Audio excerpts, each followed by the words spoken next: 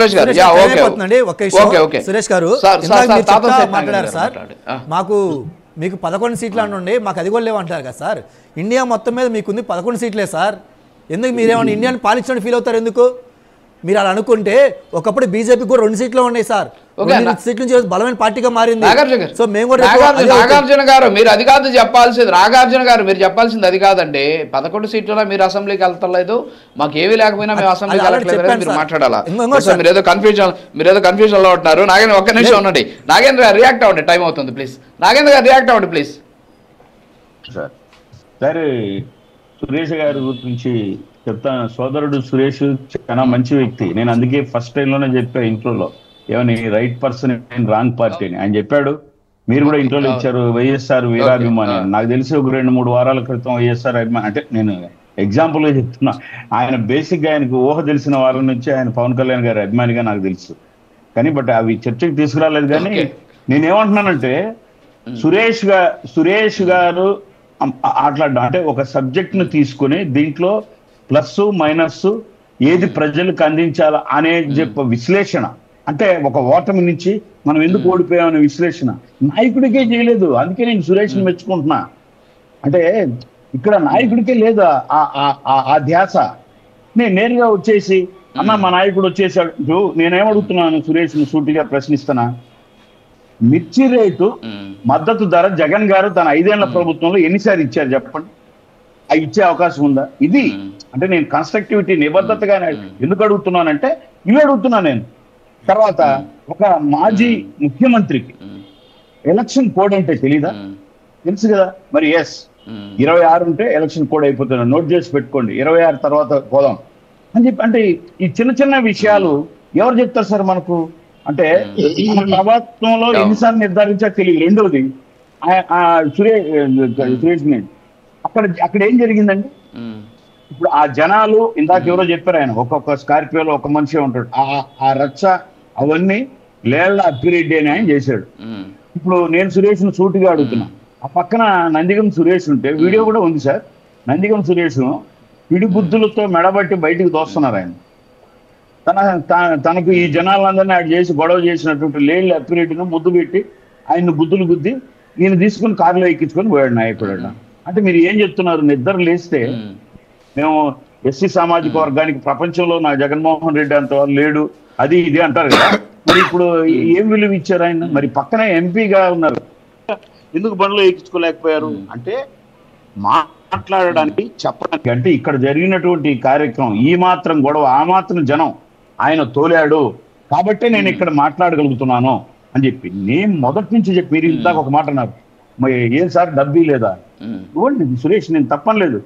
Button నొక్కాడు, ఎవరు ఎక్కడ సంపద సృష్టించి నొక్కాడు? ఆయన ఉన్నప్పుడు వచ్చిన అప్పు ఎంత, ఆయన వెళ్ళిపోయేటప్పుడు ఉన్న అప్పు ఎంత? అప్పు తీసుకొచ్చి ఇచ్చింది. సరే, మీరు బటన్ నొక్కితే ఒక్కోసారి బటన్ నొప్పుడు ఎంత వెళ్ళింది? ఆ మొత్తం అప్పులో బటన్ నొక్కిన అమౌంట్ తీసేస్తే ఇది ఎవరి బటన్లో ఉన్న జోబుల్లోకి వెళ్ళింది? ఇలాంటివి అడుగుతాం మేము. అప్పుడు కన్స్ట్రక్టివ్ గానే అడుగుతున్నాం, ఇప్పుడు కూడా మేము కన్స్ట్రక్టివ్ గానే ప్రశ్నిస్తున్నాం. అంటే ఇప్పుడు నేనేం చెప్తున్నానంటే, ఇప్పుడు ప్రజలకు రైతులకు, మిర్చి రైతుల గురించి మాట్లాడారు మీరు, మీ నాయకులు కావచ్చు ఇంకోరు కావచ్చు, చాలా మార్గాలు ఉన్నాయి. రైతులు పడే కష్టాలను తీసుకొచ్చి అంటే ప్రతి ఒక్కరికి నేను మళ్ళీ చెప్పడం కాదు, కానీ ఏ పార్టీ వాడికైనా, ఏ కులం వాడికైనా, ఏ మతం వాడికైనా, ఏ ఛానల్ వాళ్ళకైనా this is the right way. దీనివల్ల ప్రభుత్వం కూడా తన నిర్ణయం మార్చుకొని వెళ్ళాలి, ప్రభుత్వం దీన్ని సపోర్ట్ చేయాలి అనే విధంగా మీ యొక్క ప్రయాణం ఉండాలి అని కోరుకుంటున్నారు. Last 1 minute. తర్వాత నేను ఏం అడుగుతున్నానంటే సురేష్, ఎందుకు జగన్మోహన్ రెడ్డి గారు అసెంబ్లీకి రావడం లేదు? డిఎన్ఏల గురించి మాట్లాడతారనా, తల్లుల గురించి మాట్లాడతారనా, భార్యల గురించి మాట్లాడతారనా, చెల్లెల గురించి మాట్లాడతారనా? తన ఎందుకని రావడం లేదు? బికాస్ ఎందుకు రావడం లేదంటే ప్రజల్లో జగమెరిగిన సత్యం ఏంటంటే ఇవన్నీ విచక్షణారహితంగా తన తండ్రి వైఎస్ఆర్ కూడా ఏ రోజు ఒక చిన్న మాట అన్న మళ్ళీ వెనక్కి తీసుకునేవాడు కాకుండా ఆ వారసత్వాన్ని వదిలి జుగుప్సాకరంగా దేవాలయం లాంటి చట్టాలు చేసేటటువంటి శాసనసభలో అందరినీ తిట్టించారు. కాబట్టి ఇప్పుడు ఆ 11 మంది వస్తే ఏం మాట్లాడతారు? 100% ఎన్డీఏ గవర్నమెంట్ నుంచి మేమైతే అభయం ఇస్తున్నాం. ఎందుకంటే మీరు రావాలి, మీరు కన్స్ట్రక్టివ్ గా అడగాలి, ఆంధ్రప్రదేశ్ అభివృద్ధిలో ముందుకెళ్లాలని కోరుకునేటటువంటి ఎన్డీఏ గవర్నమెంట్ ఇది. కానీ ఎక్కడ తప్పులేదు. ముఖ్యంగా మా నాయకుడు పవన్ కళ్యాణ్ గారు మీ ఇంట్లో ఆడవాళ్ళని ఎప్పుడు మేము అక్క చెల్లెళ్ళతో తల్లులతో పోల్చి చెప్తాడు కాబట్టి అటువంటి భయం లేదు మీకు ఎన్డీఏ గవర్నమెంట్ లో. చంద్రబాబు నాయుడు గారు కానీ పవన్ కళ్యాణ్ మీరు రండి, మీరు ఎందుకు రాలేదంటే ఇది ఒక్కటే కారణం.